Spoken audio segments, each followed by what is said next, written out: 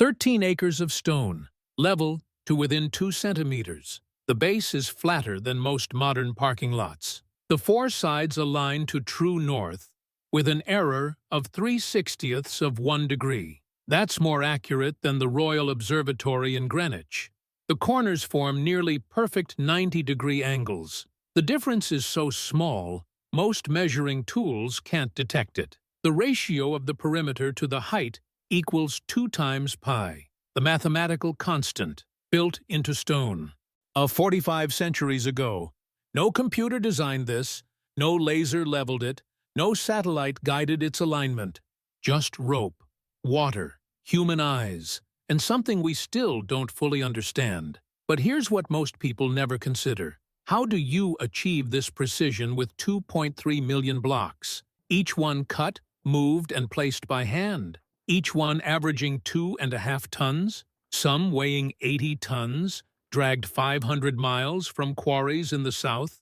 One mistake compounds into the next. One crooked block throws off the one above it, and the one above that. By the time you reach the top, small errors become massive failures. The bent pyramid proved this. Its angle changes halfway up because the builders got the foundation wrong. They learned, they adjusted, and then they built Giza. Every block in the Great Pyramid had to be placed correctly the first time. There was no room for error, no second chances, no do-overs at this scale.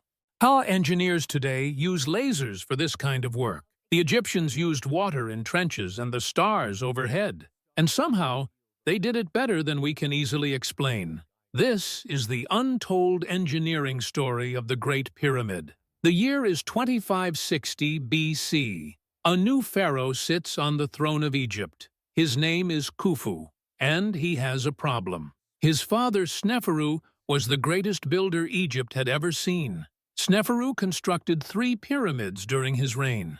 3. But no pharaoh before him had built more than 1. The Red Pyramid at Dashur still stands as the first true smooth-sided pyramid in history. A perfect monument, a hard act to follow. Khufu needed to surpass his father, not match him. Surpass him. But this wasn't just about ego. In Egyptian theology, the pyramid served a specific purpose. It was a resurrection machine. The Egyptians believed the pharaoh was a living god. When he died, his soul needed to ascend to the stars, on to join Osiris in the afterlife, to become eternal. The pyramid was the vehicle for this journey. Its shape mirrored the rays of the sun breaking through clouds. Its passages aligned with specific stars. Orion's belt, the North Star. The soul would travel these paths from burial chamber to heaven. A bigger pyramid meant a more powerful launch, a more certain resurrection, a stronger connection to the gods. But there was another reason: power. Egypt was the richest civilization on earth. On the Nile provided endless food. Gold flowed from Nubia. Trade routes connected Egypt to the entire ancient world. But holding an empire together required demonstrations of strength. The pyramid would show Egypt's enemies what this kingdom could accomplish. It would show Egypt's people what their god-king could command. Khufu wasn't just building a tomb. He was building proof of absolute power. But how do you build something that has never existed? Something larger than anything before? Khufu had one advantage. His predecessors had made the mistakes for him. 60 years earlier, Pharaoh Djoser built the first stone monument in history, the Step Pyramid at Saqqara. 6 stacked layers, revolutionary for its time. But it wasn't a true pyramid. Then came Sneferu. His first attempt was the bent pyramid. Halfway up, the angle suddenly changes. The foundation couldn't support the original slope. The builders had to adjust mid-construction or watch it collapse. A lesson written in stone. Sneferu's second attempt was the Red Pyramid. Lower angle, stable foundation. The first successful smooth-sided pyramid. The template that would make Giza possible. 100 years of trial and error. Failed experiments. Near collapses. Hard lessons. All leading to this moment. Khufu studied what worked. He studied what failed. He assembled the greatest engineers in Egypt, and he gave them an order that seemed impossible. Build a pyramid taller than anything before. Build it with perfect precision. Build it to last forever. The chief architect was a man named Hemiunu.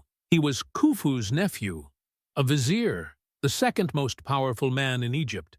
Statues show him as heavy-set, confident, a man who understood both politics and engineering. Hemiunu looked at the plateau of Giza, solid limestone bedrock, flat enough to build on, close to the Nile for transport, close to quarries for stone. The site was chosen. The plan was set, but turning that plan into reality would require something Egypt had never attempted: a workforce larger than most cities, materials from across the kingdom, and solutions to problems that had never been solved. 2.3 million blocks. That's the number. Say it again. 2.3 million. Each block averages 2.5 tons. That's the weight of 2 small cars, stacked together, cut from solid rock, moved by human hands. And the total weight of the Great Pyramid is 6.1 million tons, more stone than in all the cathedrals of medieval Europe combined. Enough limestone to build a wall 3 feet high around the entire border of France. Where does that much stone come from? Most of it came from quarries less than a mile away. The Giza Plateau sits on a bed of nummulitic limestone. Workers cut directly into the ground. They carved channels around each block, drove wooden wedges into cracks. Soaked the wood with water. The wood expanded. The rock split, block by block, day after day, year after year. But limestone wasn't enough. The king's chamber sits deep inside the pyramid. Above it, 5 relieving chambers distribute the weight of the stone above. These chambers required something stronger than limestone. They required granite. The nearest granite quarries were in Aswan, 500 miles to the south. Some of these granite blocks weigh 80 tons. And that's heavier than a modern tank. The Egyptians loaded them onto boats, floated them down the Nile, unloaded them at a purpose-built harbor near Giza, then dragged them across the desert to the construction site. We know this because of papyri discovered in 2013, the Wadi al-Jarf papyri, the oldest known papyri in existence, written by a work crew inspector named Mirror. His logbook documents the transportation of limestone blocks by boat, 4,500 years old, and still readable. But stone doesn't move itself. Who did the moving? For centuries, the answer seemed obvious. Slaves. Thousands of slaves. Whipped and beaten under the desert sun. Hollywood made movies about it. The image stuck. It's also wrong. In 1990, archaeologists discovered the workers' village at Giza, a city of the dead beside a city of stone. Mark Lehner and Zahi Hawass spent decades excavating this site. What they found changed everything. These workers weren't slaves. They were skilled laborers. The skeletons showed healed bones, set properly, with medical care. Slaves don't receive medical care. The graves contained beer jars and bread molds. Workers were fed well. Some tombs were built with small pyramids on top, an honor reserved for respected citizens. Graffiti on pyramid blocks revealed crew names: Friends of Khufu, Drunkards of Menkaure. These men named their teams. They took pride in their work. They competed with other crews. Estimates suggest 20 to 30,000 workers at any given time, organized into crews of about 20 men, supervised by overseers, supplied by a vast support network. Bakeries produced thousands of loaves daily. Breweries kept the workers hydrated. Cattle herds provided meat. Medical facilities treated injuries. The Pyramid Project wasn't just a construction site, it was a temporary city built to serve one purpose. But here's the problem that stumped engineers for centuries. How do you move a 2-ton block without wheels? The Egyptians didn't use wheels for construction, not because they didn't know about them, because wheels sink in sand. They crack under extreme weight. They're useless for this kind of work. Instead, they used sledges, wooden platforms dragged across the ground. A tomb painting from 1880 BC shows exactly how. The tomb of Jehuti-Hotep depicts a massive statue being pulled on a sledge, and in front of the sledge, a man pours water on the sand. And wet sand reduces friction by half. Modern physicists confirmed this in 2014. The water creates a thin layer between the sand grains. The sledge glides instead of digging in. Simple physics, brilliant engineering. So they had the stone, they had the workers, they had the sledges. But getting the materials to Giza was only half the problem. But the real question, the one that has consumed engineers for 200 years, is this. How do you stack 2.3 million blocks into a perfect pyramid? The pyramid rises at an angle of 51.8 degrees, consistent from base to peak, 147 meters tall, the height of a 48-story building. How do you lift 2.3 million blocks to build that? And this is the question that has haunted engineers since Napoleon's surveyors first measured the pyramid in 1798. Dozens of theories have been proposed. 3 have survived serious scrutiny. The first theory is the simplest, a straight external ramp. Picture a massive slope of sand and rubble rising from the desert floor to the pyramid's summit. Workers drag blocks up this ramp on sledges. As the pyramid grows taller, the ramp grows longer. Simple in concept, devastating in math.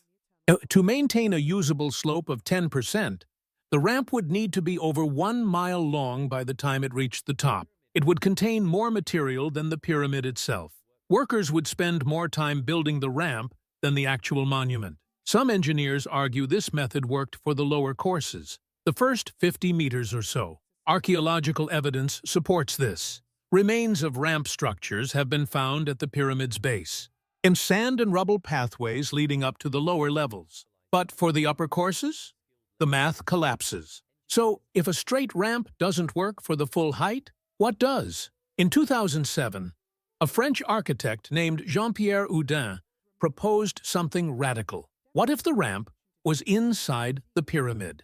The internal ramp theory suggests a spiral passage built into the pyramid structure. Workers would drag blocks upward in a continuous corkscrew. As each level was completed, and the ramp would be built into the next level, hidden inside the stone itself. This solves the math problem. An internal ramp doesn't require more material. It uses the pyramid as its own scaffolding. But is there evidence? In 1986, French scientists conducted microgravimetry scans of the pyramid. They detected a spiral-shaped anomaly of lower density winding up through the structure, a pattern consistent with an internal passage. There's more. At the northeast corner of the pyramid, at exactly the height where an internal ramp would need to turn, there's a notch, an open corner section, as if something was meant to pivot there. Houdin built computer models. He ran structural simulations. The design works. The forces balance. The engineering is sound. Today, the internal ramp theory is the most widely supported explanation among structural engineers, but Egyptologists remain divided. No one has definitively proven the internal passage exists. And then there's the third theory, the newest, the most controversial. What if they used water? In 2014, researchers began exploring hydraulic lift systems. The concept is simple but bold. Build a shaft inside the pyramid. Fill it with water. Float blocks upward on wooden platforms. Drain the water. Repeat. The Egyptians understood water engineering better than almost anyone in the ancient world. They managed Nile floods. They built irrigation systems. They carved channels through solid rock. Water was their greatest tool. Inside the pyramid, there are chambers and shafts whose purpose has never been fully explained. The so-called air shafts. The Grand Gallery. What if these weren't for ventilation or ritual? What if they were functional? The water shaft theory is elegant, but it's largely untested. No physical evidence confirms it. Critics argue the logistics don't hold up. But moving enough water to the upper levels would require its own engineering miracle. So which theory is correct? Here's the truth engineers have slowly accepted. The answer is probably not one method. It's all of them. The Great Pyramid wasn't built in a single phase using a single technique. It was built in stages. Each stage presented different challenges. Each challenge demanded a different solution. The lower courses, where blocks are largest and heaviest, likely used external ramps and straight paths of rubble rising gradually, efficient for the first 30% of height. The middle courses, where the structure narrows and external ramps become impractical, may have used the internal ramp system, a spiral hidden within the stone. Evidence suggests this. Proof remains elusive. The upper courses, where blocks are smaller and heights are extreme, may have used something else entirely. Levers, counterweights, pulley systems we haven't yet identified, methods lost to time. And through all of it, the precision never wavered. Stand on the pyramid's base. Feel the stone beneath your feet. Walk the perimeter. 13 acres of perfectly level ground, cut into the bedrock, flattened with copper tools and stone hammers. They filled trenches with water, let it settle, marked the waterline, cut everything above it away. The largest level surface in the ancient world, accurate to 2 centimeters. The 4 corners align to true north. Not magnetic north, true north. They tracked stars. They measured shadows. They waited for equinoxes. And they achieved accuracy that modern surveyors struggle to match. No computer, no laser, no satellite, just rope, water, and human eyes. And somehow, they did it better than we can easily explain. The workers' cemetery sits east of the pyramid, rows of simple graves, some marked with small stone mounds, others with nothing at all. Archaeologists have examined over 600 skeletons from this site. Yet the bones speak clearly. These men worked themselves to ruin. Spinal compression appears in nearly every skeleton. Vertebrae crushed together, discs worn to nothing, the result of carrying extreme weight for years, decades. Healed fractures are common. Arms snapped and reset, legs broken and mended. These workers received medical care. Their bones fused back together, but the injuries kept coming. Arthritis appears in men as young as 30, joints ground down, cartilage destroyed. On knees that should have lasted a lifetime gave out in half that time. Kneel beside one of these skeletons. The spine curves where it shouldn't. The knee bones are smooth where they should be rough. The fingers show stress fractures healed and rebroken. This man was 30 years old. His body was 60. These weren't slaves. The evidence is clear on that. They were fed well. They received medical treatment. They were buried with honor near the monument they built. But they paid a price no wages could repay. The working conditions at Giza pushed human endurance to its limit. Desert temperatures exceeded 110 degrees Fahrenheit. The sun reflected off limestone. Workers breathed stone dust with every breath. The blocks didn't care about heat. Each one still weighed 2 tons. Each one still needed to move. Men pulled ropes until their shoulders separated. They lifted levers until their backs gave out. They climbed scaffolding until they fell. Crushing injuries were common. A 2-ton block doesn't stop when it starts sliding. Workers caught beneath died instantly. Workers caught at the edge lost limbs. The higher the pyramid rose, the greater the danger. At 100 meters, a fall was fatal. Wind gusts could knock a man off balance. A single loose stone could send a crew tumbling, and the project consumed 2 decades. A young man who joined the workforce at 20 was 40 when the capstone was placed, if he survived. And 20 years of desert heat, 20 years of stone dust, 20 years of carrying weights that slowly crushed his skeleton. The pyramid demanded an entire generation. But here's what the bones don't explain. Why did they do it? These weren't slaves in chains. They could have fled. They could have hidden. Egypt was vast. The desert offered escape. They stayed. They named their work crews, friends of Khufu, beloved of the king. They carved these names into the stones themselves. There's graffiti hidden inside the pyramid, never meant to be seen, written purely for pride. These men believed in what they were building.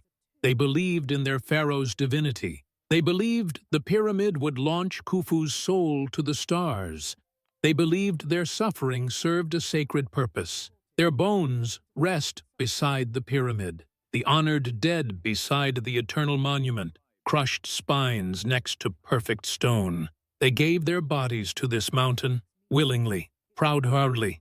But they didn't build for themselves. They built for something they would never see, a moment 20 years in the making. The day the final stone was set.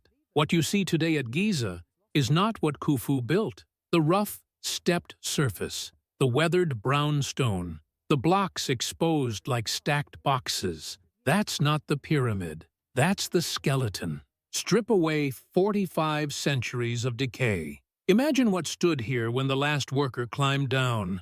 Yet the entire surface was covered in white limestone casing, 144,000 blocks of polished Tura limestone, quarried from the eastern bank of the Nile, transported across the river, hauled up the structure, fitted into place with joints less than 1/50th of an inch wide. Run your hand along a modern concrete wall. Feel the gaps, the seams, the imperfections. The casing stones of the Great Pyramid were so precisely cut that a razor blade could not fit between them. Each block weighed approximately 15 tons, each one polished to a mirror finish. When the sun rose over the eastern desert, the pyramid didn't just reflect light, it exploded with it. Ancient writers called it Quarrying de Khufu, the glorious light of Khufu, visible from miles away, a man-made mountain of white fire burning against the blue Egyptian sky. At the very top sat the pyramidion, the capstone, the final piece. Historians believe it was covered in electrum, a natural alloy of gold and silver. When the first rays of dawn struck the pyramid, the capstone caught the light before anything else on earth, a single point of fire floating above a sea of white stone. Stand on the banks of the Nile at sunrise. The desert is still dark. The stars are fading, and then the capstone ignites, a golden spark, growing brighter, spreading downward. The white casing catches the light inch by inch. The entire pyramid awakens. By the time the sun clears the horizon, the pyramid is blazing. 6 million tons of stone transformed into pure light. This is what 20 years looked like when it was finished. The men who carried the first stones were long dead. Their sons had carried the middle courses. Their grandsons placed the capstone. 3 generations of workers. 3 generations of broken backs and crushed spines. 3 generations of families who saw their fathers, their husbands, their brothers disappear into the desert and return as old men. And the capstone was set. The scaffolding came down. The ramps were dismantled. And for the first time, the pyramid stood complete. No one alive had ever seen it finished. Every worker had only known construction, the noise, the dust, the endless labor. Now there was silence. Now there was stone and light. The internal chambers were sealed. The granite plugs slid into place. The entrance was hidden beneath smooth casing.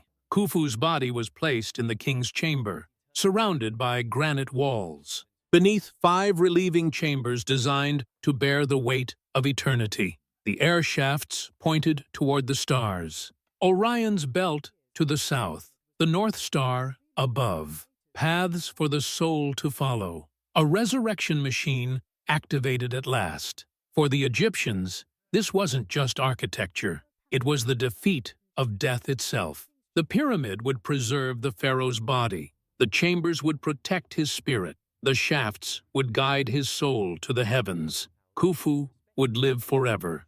Oh, his name would never be forgotten. His monument would outlast everything. They were right about 2 of those things. Khufu's body has never been found. The king's chamber was empty when explorers first entered it.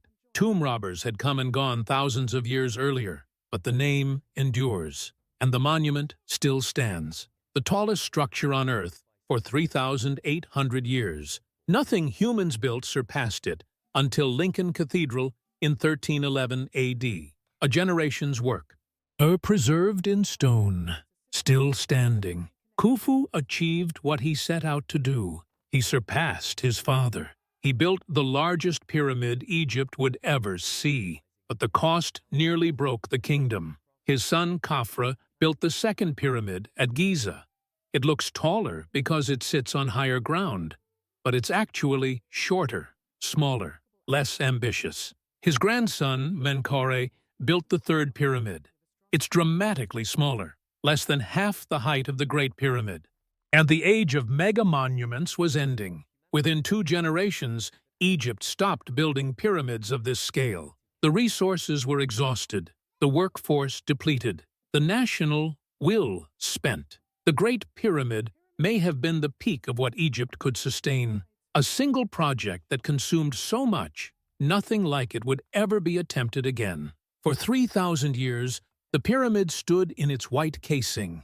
Travelers from Greece and Rome gazed at its brilliance. Herodotus wrote about it, and tourists carved their names into it. Empires rose and fell around it. Then came the earthquake of 1303 AD. The tremor loosened the casing stones. Cracks appeared in the perfect surface. And over the following centuries, the people of Cairo discovered something useful. The casing stones were already cut, already polished, already the perfect size for building material. Why quarry new stone when the pyramid offered millions of tons already shaped? Block by block, the casing was stripped away. But mosques in Cairo were built with pyramid stone. Fortresses, palaces, bridges. The gleaming white skin of Khufu's monument became the infrastructure of a medieval city. What tourists photograph today is not what Khufu built. It is what remains after earthquakes, theft, and 700 years of quarrying. The skeleton of a pyramid, the bones without the skin. And yet, it still stands. The Colossus of Rhodes collapsed in an earthquake. The lighthouse of Alexandria crumbled into the sea. The Hanging Gardens vanished so completely, we're not even sure they existed. The Temple of Artemis was burned, rebuilt, and destroyed again. The statue of Zeus was carried off and lost. The mausoleum at Halicarnassus was dismantled by crusaders. 7 wonders of the ancient world. 6 are gone. The pyramid endures. But here's what haunts modern engineers. After 200 years of study, we still don't know exactly how it was built. We have theories. We have evidence. We have computer simulations and physics models. We don't have certainty, and the pyramid keeps revealing secrets. In 2017, the ScanPyramids project used muon tomography to peer inside the structure. They detected a void, 30 meters long, hidden above the Grand Gallery. A chamber no one knew existed. 45 centuries of exploration. And there are still rooms we haven't found. 4,500 years ago, workers stacked stones with their bare hands. And they aligned walls to the stars. They built something that has outlasted every empire, every kingdom, every civilization that has come since. Their bones rest beside the pyramid. Their names are carved inside it. Their work still stands. What are you building that the next 45 centuries will remember? But the Great Pyramid wasn't built in isolation. Across the plateau, aligned with mathematical precision, stands a guardian carved from living rock, a creature with the body of a lion and the face of a king, the Sphinx. And here's what Egyptologists have fought about for a century. How old is it really? Because the answer might rewrite everything we think we know about ancient civilization.